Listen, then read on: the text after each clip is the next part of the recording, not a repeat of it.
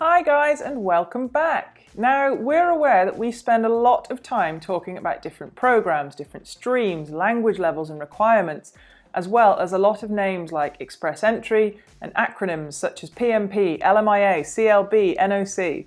So today we're going to explain what all these terms mean in simple language. Canadian immigration is immensely complicated, so we're going to try and make it easier, clear up any things that you may not understand, and hopefully help you make some decisions about your own move to Canada. Before we begin, let's clarify the difference between a temporary resident and a permanent resident. A permanent resident is someone who has the right to legally live and work in Canada, someone who has been granted permanent resident status by immigrating to Canada. A permanent resident is not a Canadian citizen. Indeed, all permanent residents of Canada are still actually citizens of another country until they become citizens of Canada. A temporary resident is a foreign national who is legally authorised to enter Canada for temporary purposes and for a specified amount of time. This could be as a visitor, a worker or a student, and the amount of time permitted could be anything from a week to 6 months to 3 years. Visitors to Canada may or may not require a visitor visa, also known as a temporary resident visa or TRV. This depends on your nationality and the country that issued your travel document. Citizens of certain countries will need to apply for a visitor visa, whereas those from visa-exempt countries will simply need an electronic travel authorization or ETA. Now for the immigration jargon. Let's start with express entry because this is a big one and comes up in so many immigration discussions. A common misconception is that express entry is an immigration program, but it's not. Express entry is an online system used by the Government of Canada to manage permanent residence applications from skilled workers. There are 3 immigration programs which are managed through the express entry system, which we will talk about next. To apply to any of these 3 programs, you must first be eligible to apply under express entry. Each program has different requirements, and by clicking the link below and answering a few questions about yourself, you will be able to find out if you are eligible for one or more of the programs. Okay, so the first and most popular of the 3 express entry programs is a Federal Skilled Worker Program. This program is for skilled workers with foreign work experience who want to immigrate to Canada permanently. The eligibility system is a points-based system where you are awarded points for your age, education, work experience, language skills, your adaptability, and whether you have a valid job offer. This program is best suited for foreign workers who are under the age of 46, have recent work experience in a skilled job, speak English or French to a high level, and have at least a high school education. Of course, the better you do in these categories, the more points you'll gain. The second of the 3 express entry programs is the Federal Skilled Trades Program. This is for skilled workers who want to become Canadian permanent residents based on being qualified in a skilled trade. This is also a points-based system and there are minimum requirements. This program is best suited to applicants who have recent work experience in a trade and have a basic level of English or French. There is no education requirement, but the higher your education, the more points you will be awarded. The final program in the express entry system is the Canadian Experience class. As the name suggests, this program is for skilled workers who have at least 1 year of Canadian work experience in the past 3 years. Applicants must also meet the minimum language requirements, but there is no education requirement. As with the Federal Skilled Trades Program, you will gain more points if you have post-secondary education.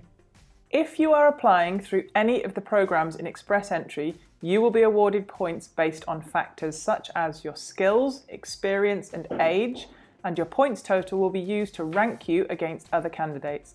These points are called CRS Points or Comprehensive Ranking System points. In general, the more points you accumulate, the more chance you have of being selected to apply for permanent residence. So it is advisable to check how many points you would have if you were to apply, and if your CRS points total is lower than you hoped, there are many ways that you can improve it. Next, we'll explain what a work permit is and who needs one. In a nutshell, if you want to legally work in Canada, the chances are you'll need a work permit.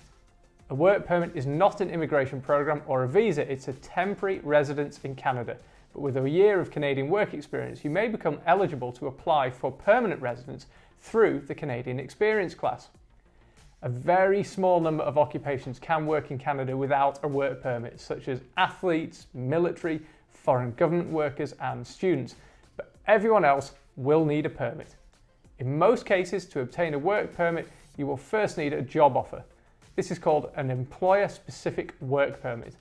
There is such a thing as an open work permit, which allows someone to work for any employer, but this is for special cases such as the spouses of students or workers already in Canada, or for international students who've recently graduated. This leads us on to a study permit. As with a work permit, a study permit is not a visa or an immigration program. On its own, it does not permit you to enter Canada. You will also most likely need a visitor visa or an electronic travel authorization, as we discussed earlier. The study permit is a document that allows foreign students to study at specific post-secondary institutions in Canada, known as Designated Learning Institutions, or DLIs. With very few exceptions, most foreign nationals need a study permit to study in Canada. A study permit is usually valid for the length of your course, plus an extra 90 days. Okay, so now we're going to talk about some acronyms, and let's start with PNPs.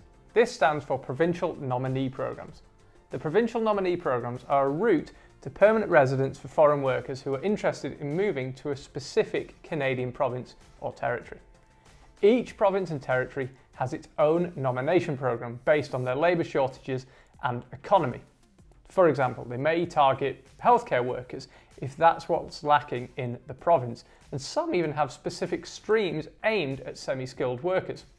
PNPs are designed to help provinces fill labour shortages by making the immigration process easier and quicker for workers who wish to come and settle in their province. We do have a playlist with all the provincial nominee programs available in Canada, so check it out and see if any of the programs would be a good option for you. Next, we have CLB levels, and these come up a lot with regards to immigration. CLB stands for Canadian Language Benchmark, and these levels between CLB 1 and CLB 10 are the method used by the Canadian government to measure the language ability of immigration applicants. This is because it is a requirement for almost all immigration programs that applicants must be able to effectively communicate in either of Canada's two official languages, English or French. You will have to take an official language test, and although quite pricey, there's no way around it, unfortunately. The CLB level required will vary depending on which immigration pathway you have chosen, but as a general rule, no program will accept anything below a CLB level 4, and some programs will ask for as high as CLB 7. Of course, if you're applying through a points-based system, the better your language skills, the more points you will be awarded, and this is a great way of increasing your points total. Which leads us onto the options for taking an official language test. There are only 4 possibilities here, 2 English tests and 2 French tests. They are normally around 3 hours long and will test your speaking, listening, reading and writing ability. The English tests are the IELTS and the CELPIP, and the options for the French tests are the TEF and TCF. No other tests will be accepted, and once you've taken your language test, the results will be valid for 2 years. Our final 2 acronyms are occupation related, which is important to understand when applying for either permanent residency or for a work permit. You may have come across references to your NOC code, NOC, which is essentially the classification given to your job title. NOC stands for National Occupation Classification, which is a system used by the Government of Canada to classify occupations. Now, occupations are grouped into categories based on the type of work a person does, how skillful the work is, the amount of education or training they require, and the duties that they fulfill as part of the job. Occupations are classified as NOC 0, A, B, C or D, from managers to unskilled positions and everything in between. Some routes to permanent residency will require your work experience to have been in a certain NOC, so it would be very useful to find out what NOC your occupation would be classified as. Our final acronym is LMIA, which, as we said, is also occupation related. LMIA stands for Labour Market Impact Assessment, which is a document that an employer in Canada almost always needs to obtain before they're able to hire a foreign worker. It's essentially a document which proves that despite their best efforts, the employer was not able to find any Canadian citizens or permanent residents to do the job, and therefore they had to hire a foreign worker. There are a few very rare instances where an employer does not need an LMIA, but if you're looking to get hold of a work permit in Canada as a foreign worker, the chances are your future employer will need one before they can hire you. So that's it for our Canadian immigration jargon buster. We hope this has cleared up some of the more confusing aspects of moving to Canada and makes the rest of your immigration journey a bit smoother. All the links to everything we've talked about today can be found in the description box below. So hit subscribe. See you next time.